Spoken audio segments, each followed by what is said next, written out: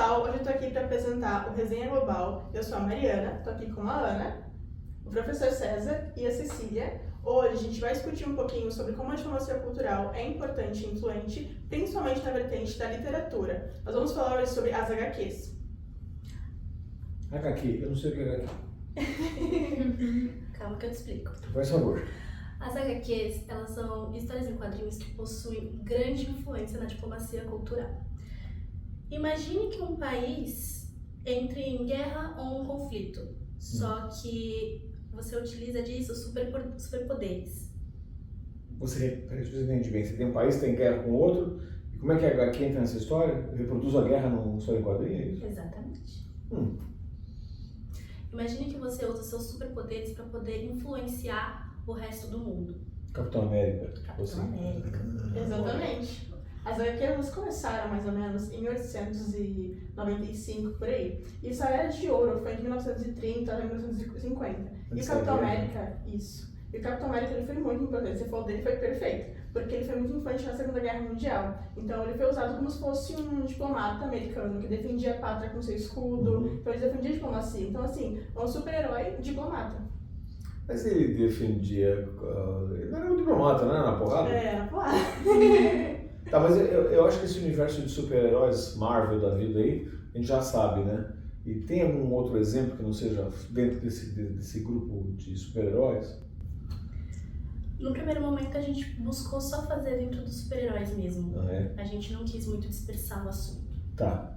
bom? E o que você tem a acrescentar sobre isso? Eu ia acrescentar que os quadrinhos eles têm uma influência muito grande, porque eles também representam pessoas de diversas raças, diversos lugares, diversos países do mundo, de todo jeito, e isso influencia muito também nas crianças, principalmente as mais marginalizadas, que se veem naqueles super-heróis e que se inspiram neles para serem pessoas melhores.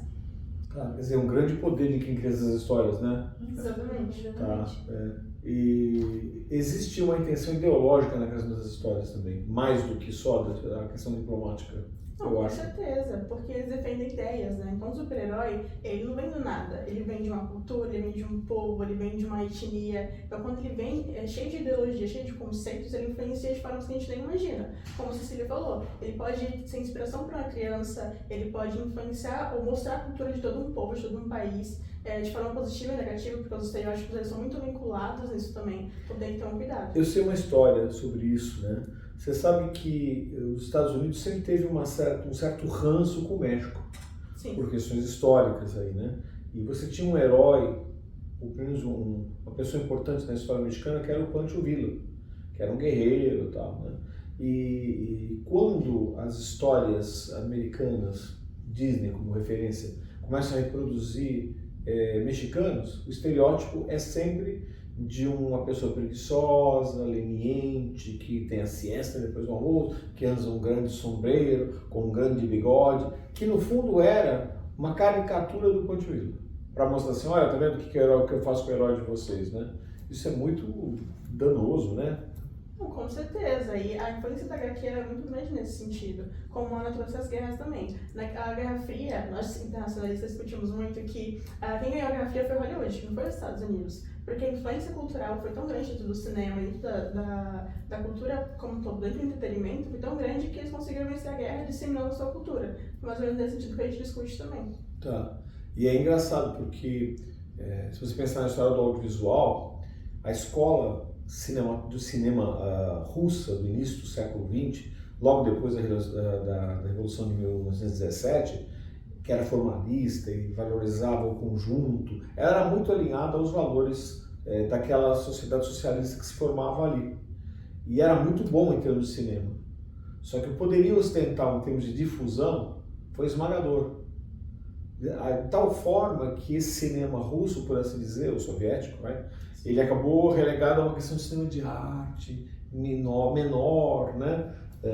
E o que ficou menos foi a indústria do cinema americano, né? Você tem razão. Acho que quem ganhou a guerra foi o cinema mesmo. Com certeza.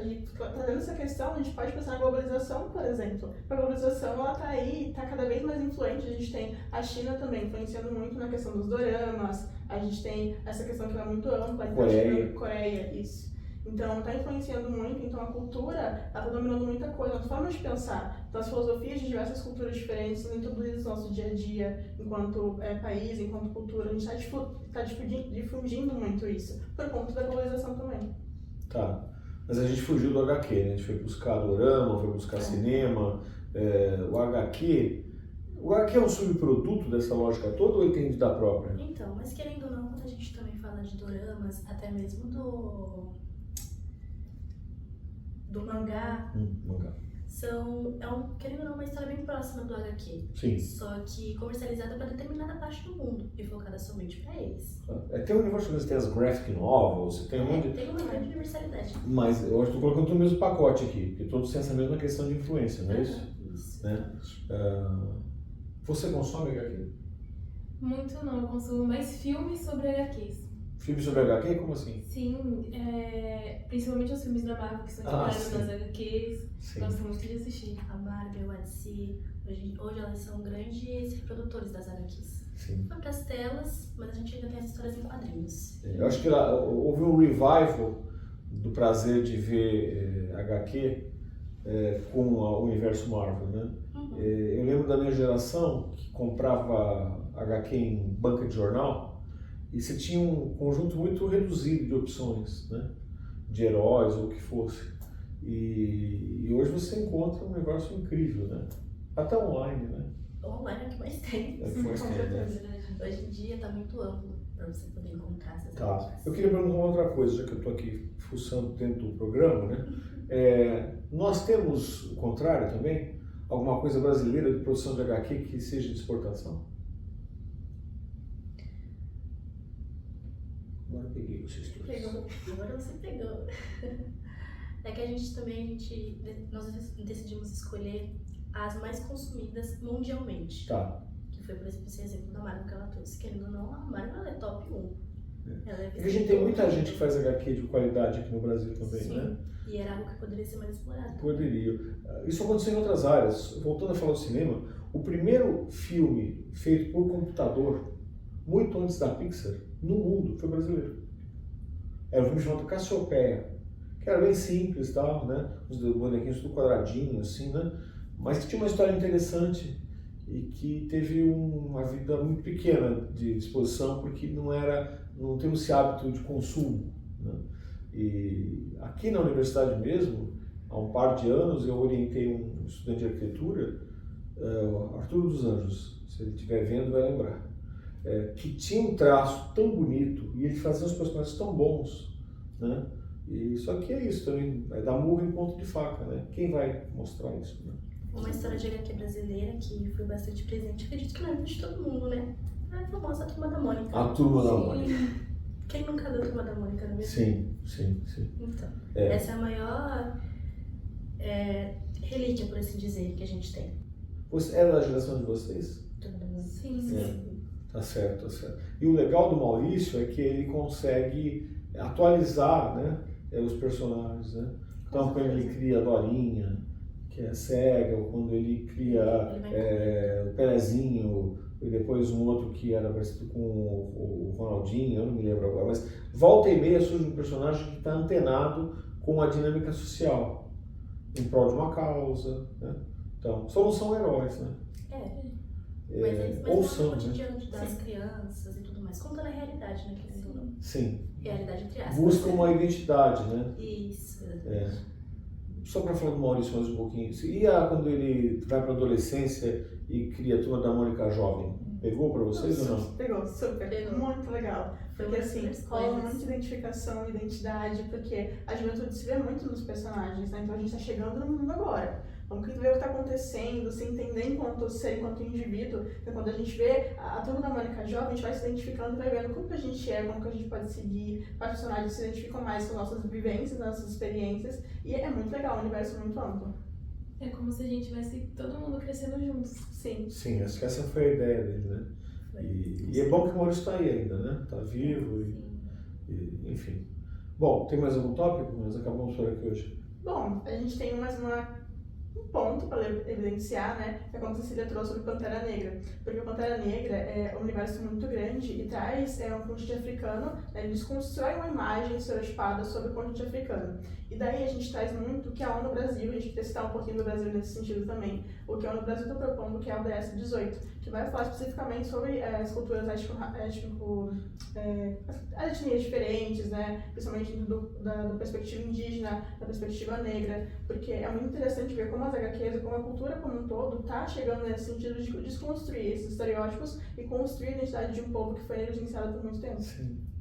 É que é difícil, é necessário, porém difícil, o entendimento de quão falsa é essa construção do estereótipo racial, identidade, né? Mas acho que é totalmente importante que se revisite isso, né? E se desconstrua, né? Em algum momento do século XIX e XVIII, havia a percepção de que aqui no Brasil só tinham canibais, né?